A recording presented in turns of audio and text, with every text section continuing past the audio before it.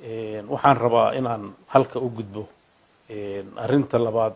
oo aan rabo inaan ka hadlo waxa weeye waxaan runtii aad u bogaadinayaa hawsha dib u heshiisiineed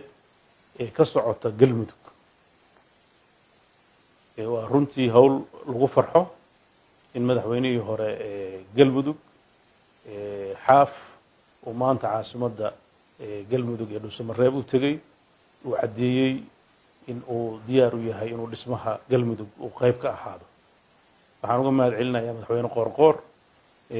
sabirka iyo dadaalka iyo wanaagga uu u sameeyey siduu dib heshiisiin u abuuri lahaa waxaana muuqata markii galmudug ay isku keliyeysatay dadkeedu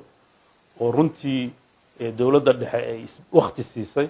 inay arrimahoodii xallisteen waana arrin lagu farxo oo aan ku baraarujinayno kuna bogaadin doono degaan walba dadkiisu inay arrimahooda ay xallistaan oo wixii madmadow oo dhexdooda ku jira ay ka wada fariistaan oo wanaag